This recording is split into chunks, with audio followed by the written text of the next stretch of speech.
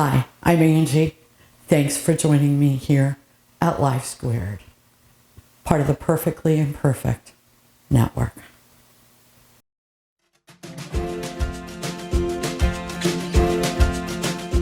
Welcome to Life Squared, brought to you by the Perfectly Imperfect Network, from imperfect folk everywhere.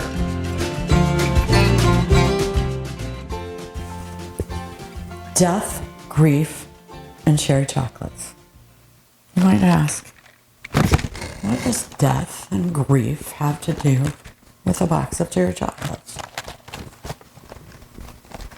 Well, for me, everything. As we go into the holiday season, it is the 10th anniversary of my father's death.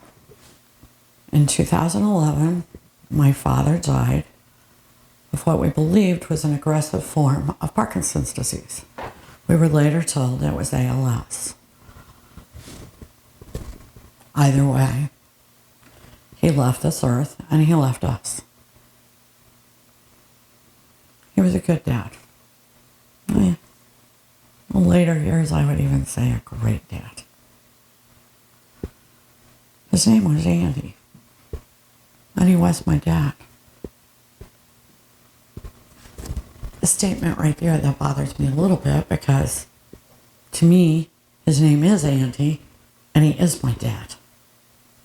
As long as I live, and the people that loved him, my brothers, my children, their children, those people that knew him carry a part of him with them. It was a tough year. It was a warm year. The warmest winter I ever remember. By Christmastime, I hadn't even taken out a winter coat. And I'm cold all the time. But my dad passed away a few days before Christmas. And unfortunately, the funeral home was so busy, we had to wait more than a week for the funeral. In our family, we usually have funerals pretty immediately, as soon as we can. It is the theory of our family that the sooner you have the funeral, you can start healing. So, because it was Christmas time and Dad had been so sick, we weren't ready for the holidays. So my husband, 3 days after my dad died, said, let's go get some holiday errands done. He took me to breakfast. Went well. I was pretty calm for me. No crying attacks, no babbling and complaining about Dad dying and how it was wrong. And I'm an emotional person. The people that don't like it call me crazy. The people that love it call me passionate. And the people that are just like, she's full of emotion.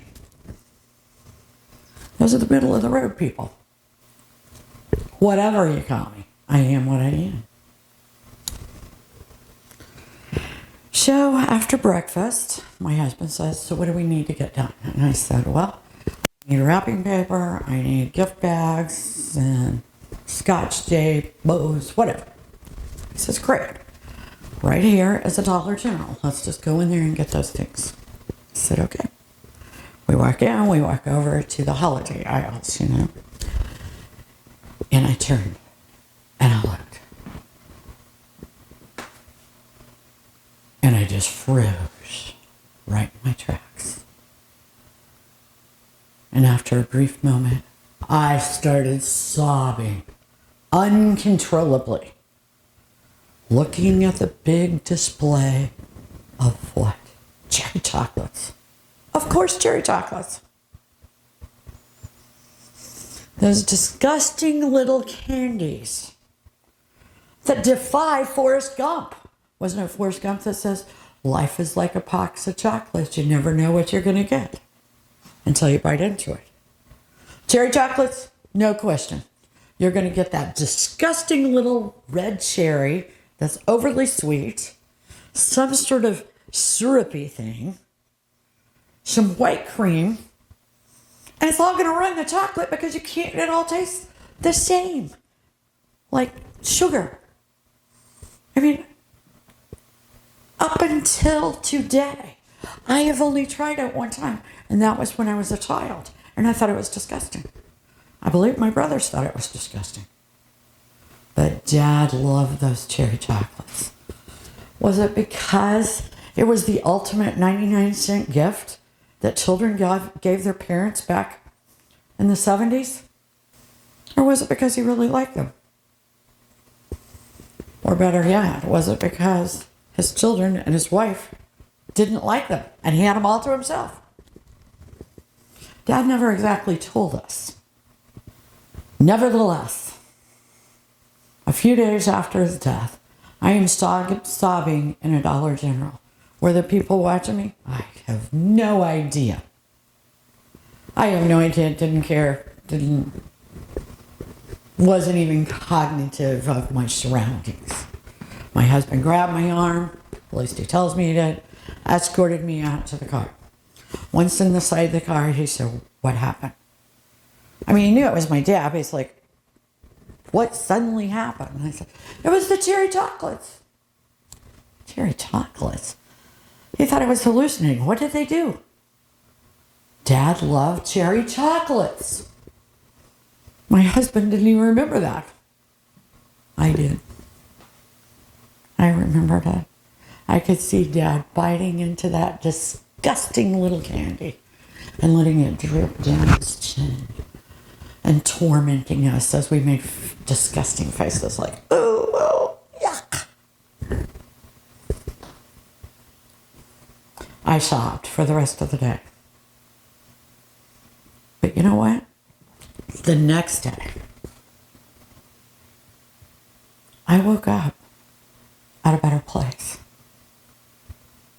Not healed, but at a little bit better place. We made it through the holidays that year. We made it through Dad's funeral. A couple of months later, we were back in the same Dollar General store. And there they were again, cherry chocolates. Valentine's Day. Who knew? This time, a couple of tears rolled down my cheek. And I went ahead and left the store just in case. But I didn't sob. And what I knew that very first time, when I saw those cherry chocolates, was that every good memory I had of Dad, every thought I had, was going to be bad. When the good days are bad days. It's a horrible feeling. It's a horrible feeling. But I'm here to tell you it gets better. And those good days become good again. Those memories become sweet. They warm your heart. And you know that it's your job to carry the memory, the ideals of that person you love so much. It's your duty to carry it with you and to keep them alive,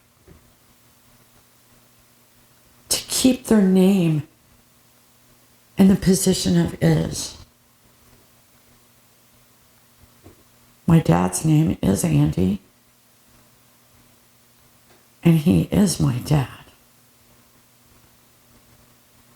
And wherever he is always with me. And yeah, one more time, in honor of you, Dad.